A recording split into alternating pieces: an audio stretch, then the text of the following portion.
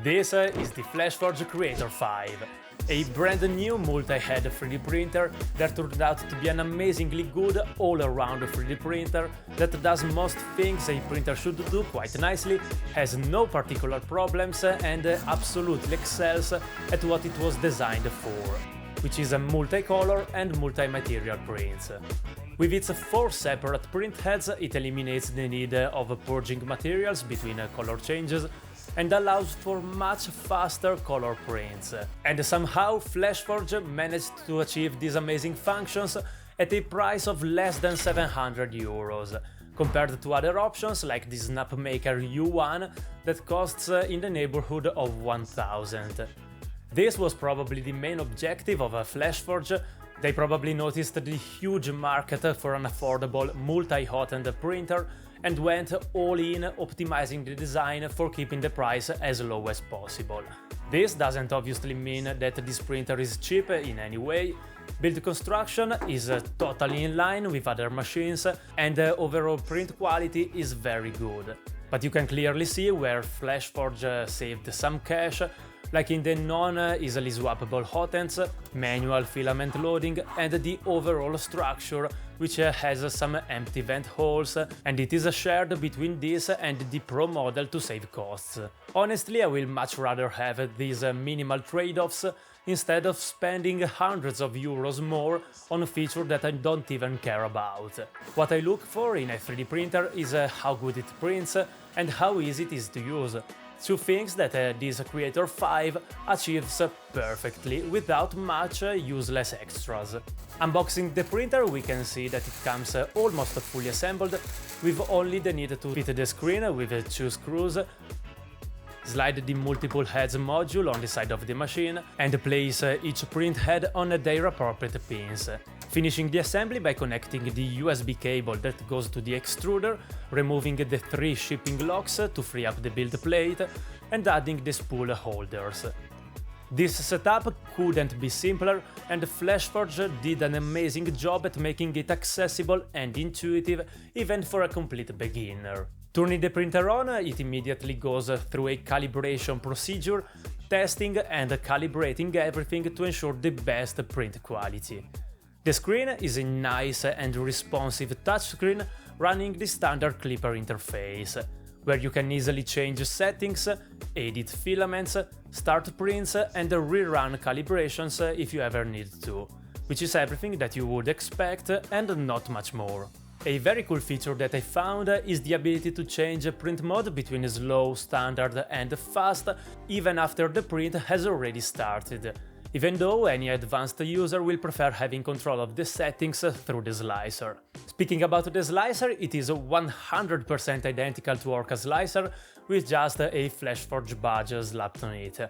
And this is honestly a very good thing, since Orca is well laid out and familiar to most users, while also being extremely capable. The only difference is in the home page, where there is a catalog of printable models that surprisingly doesn't scream AI everywhere. Firing up the first bench with the stock preset at 0.2mm layer height, it turned out truly flawless, with a print time of just around 30 minutes.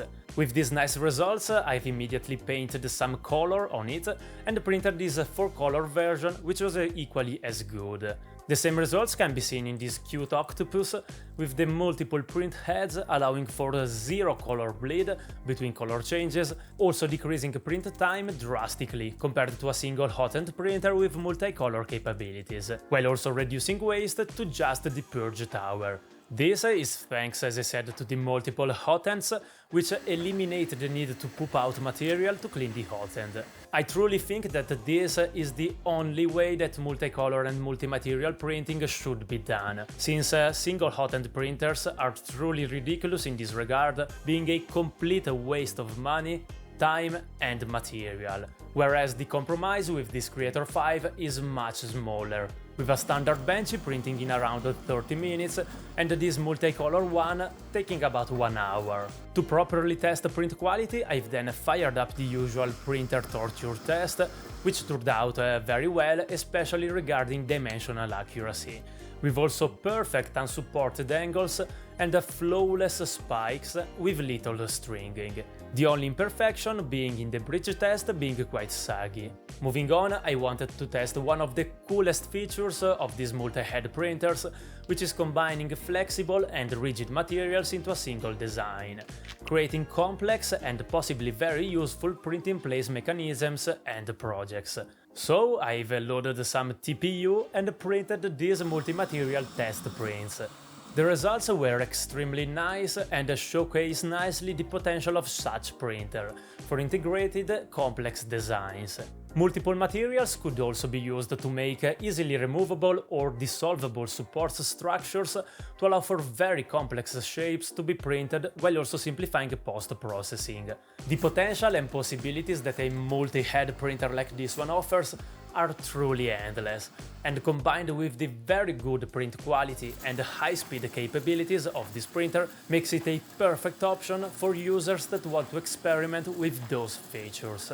The technical specifications are also very good and appropriate for the price of around 700 euros, which is low if you consider that this is a multi-head printer, but it's still quite high compared to other printers available in the market. The hot ends, despite not being easily swappable and also proprietary, can reach 320 degrees Celsius, and the bed can go up to 120 degrees, allowing for advanced engineering materials to be possibly printed on this machine. I say possibly since this is still an open frame printer and you will need to close it in some way or another to allow for the chamber to be passively heated by the heat bed, and allow for materials like nylon, ABS and polycarbonate to be printed without warping.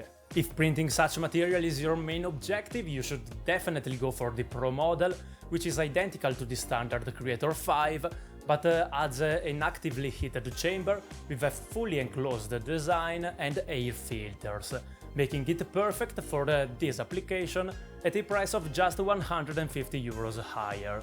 This Creator 5 is also the first printer that I ever tried with a Core XY motion system, and I was immediately impressed by the ridiculous speeds and accelerations that it can achieve during printing, thanks to the super light print head and gantry keeping inertia down. The individual print heads are well designed in my opinion, with a focus on reliability and on the functions you actually need.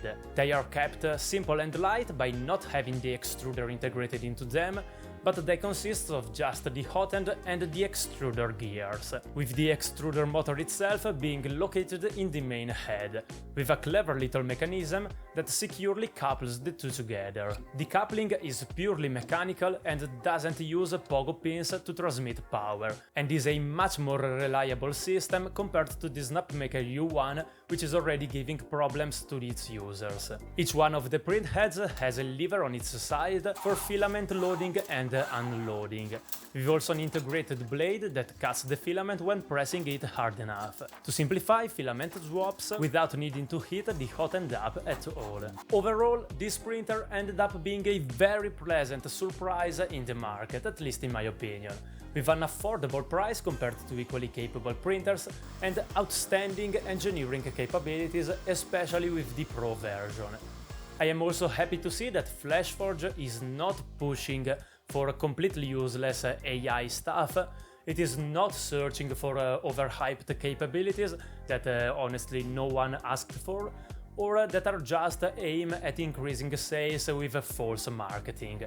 This is a printer that from the start aimed to be the printer to go for if you need a multi-head printer at an affordable price, and achieves that perfectly without overpromising anything, being real with its specs and delivering what promised in a very nice overall package that just lacks a bit of the ecosystem that other machines have. Whether this lack of ecosystem is a benefit or a drawback depends on how you plan to use the printer, and personally I would much prefer having less features that I don't need rather than being locked into a single brand forever. In any case, I really suggest you getting the Creator 5 or even better the 5 Pro printer, especially especially if you plan to print lots of multicolor models, since multiple hot ends is really the final solution to multicolor and multimaterial printing.